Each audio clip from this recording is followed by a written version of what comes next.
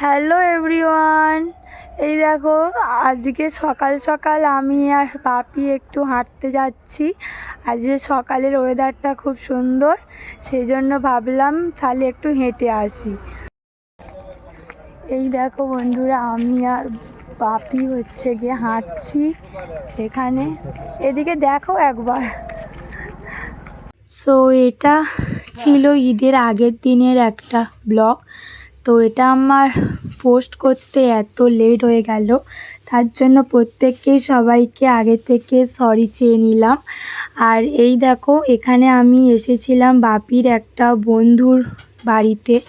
আর এদিকে দেখো কত সুন্দর সুন্দর ফুল আর কত সুন্দর ফুলের বাগান। দেখো সকাল সকাল যদি এত সুন্দর একটা ফুলের বাগান যদি দেখি, তাহলে কার না মন ভালো হয়ে যায় ভাবো।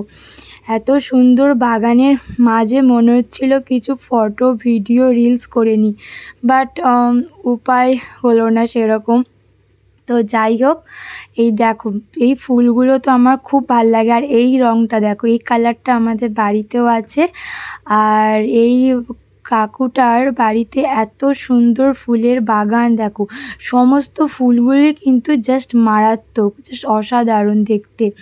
এই ফুলগুলো তো খুবই ভালো, কিন্তু আমি বাপির সাথে যেহেতু ওখানে গিয়েছি, সো বাপি সেরকম ভালো করে আমার ফটো ভিডিও তুলতে পারবে না, তাই আমিও আর ফটো ভিডিও তোলার জন্য ঘ্যান ঘ্যান করিও নি। আর এই দেখো এই জায়গাটা তোমরা কেউ চিনতে পারছো? এই সেই জায়গা। আর এই দেখো এখানে কত সুন্দর সুন্দর পদ্ম ফুল ফুটেছে, দেখো কি ভালো লাগছে দেখতে।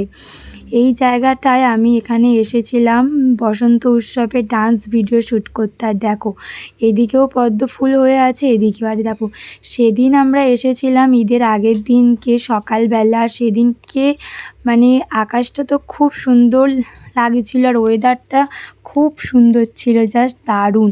আর সেদিনকে এখানে বল খেলার মাঠে কোনো লোকজন ছিল না, পুরো ফাঁকা। দেখো মাঠটা একদম ফাঁকা। তখন তো আমার এই ফাঁকা মাঠ দেখেই তো আমার এত লোভ লাগছিল, মনে হচ্ছিল যেন এখানেই আমি কটা ডান্সের ভিডিও শ্যুট করে নিই। কিন্তু কী আর করা যাবে ভাবো, এই সকালবেলা তো আমি চোখ মুখ ফুলিয়ে এসেছিলাম মর্নিং ওয়াকে, আর কী করে আর ডান্স ভিডিও শ্যুট করব, তাই ভাবলাম বসে বসে কটা রিলসই বানিয়ে নিই। দেখো একদম ফাঁকা, আর ওয়েদারটাও দেখো কী সুন্দর। এখানে সেই হয়েছিল পলাশ ফুল, যেখানে আমি লক্ষ লক্ষ ফটো তুলেছিলাম। সো তারপরে এখানে আমি বাপির হাত ধরে বাড়ি চলে আসছিলাম। আর আমার বাপির হাত ধরে হাঁটতে খুবই ভালো লাগে, কারণ আমরা প্রথমেই সব থেকে আগে কিন্তু বাবা মার হাত ধরে হাঁটা চলা শিখি। সো তারপরে এখানে আমি মর্নিং ওয়াক থেকে এসে মা আমাকে একটু ছাতুর জল করে দিয়েছিল, তো সেটাই খেয়ে নিলাম। তো তারপরে মা এখানে টিফিনে করেছিল ডালিয়া। তো এখানে ডালিয়া খাওয়ার পরে একটু বেলার দিকে এসেছিল প্রীতি আমার সাথে দেখা করতে। দেখো ওকে বলছি হাই করতে, ও হেসেই খুন। তারপরে এখানে আমি বিকালবেলা একটু বেরিয়েছিলাম। সো আমাকে কেমন লাগছে সবাই প্লিজ কমেন্টে জানিও।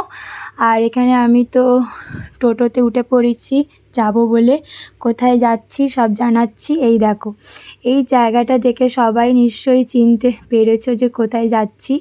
হ্যাঁ হ্যাঁ, আমি এখানে এসেছিলাম হচ্ছে আমতলার বিশাল মলে। তো দেখো এখানে যেহেতু ঈদের আগের দিন এসেছিলাম, মলেতে ভালোই ভিড় ছিল। সো তারপরে এখানে আমি একটুখানি ভিডিও ক্লিপ করে নিলাম। তো এখানে আমি কিছু শার্ট দেখছিলাম, বেশ ভালো লাগছিল না, সেই রকম রঙগুলো একটু ফ্যাকাশে মতন লাগছিল। সো এখান থেকে আমি কয়েকটা শার্ট আমি কিনেছি। তো এখানে একটু কসমেটিকের এদিকে এসেছিলাম, যেন কিছুই ভালো লাগছিল না। তো এখানে আমি দেখছিলাম যে যেইগুলো বাই ওয়ান গেট ওয়ান ফ্রিতে যেগুলো থাকে, তো এখানে আমি কয়েকটা জিনিস কিনে নিয়েছি। আর তোমাদের কাছে লাস্ট অবধি সব শেয়ার করছি যে কী কী জিনিস কিনলাম না কিনলাম। এখানে কয়েকটা জিনিসও নিয়ে নিয়েছি। আর এদিকে চারিদিকে ঘুরতে ঘুরতে জিনিস নিচ্ছি, কোনটা ভালো লাগছে না। তো এখানে আমার সেরকম একটা টপগুলো ভালো লাগেনি, তবুও আমি কয়েকটা টপ কিনেছি। আর এই হচ্ছে ফাইনালি আমার শপিং। সো এই দেখো, এই জায়গাটা দেখে তোমাদের কি মনে হচ্ছে যেন জাকারিয়া স্ট্রিটে এসেছি কি, তাই তো? কিন্তু না, এটা জাকারিয়া স্ট্রিট নয়, এটা হচ্ছে গিয়ে আমাদের আমতলা। কিন্তু এত সুন্দরভাবে সাজিয়েছে, মনে হচ্ছিল যেন আমরা জাকারিয়া স্ট্রিটে এসেছি। তো যাই হোক, আমি ফাইনালি বিধ্বস্ত অবস্থায় ঠেলাঠেলি সামলে বাড়ি চলে এসেছি।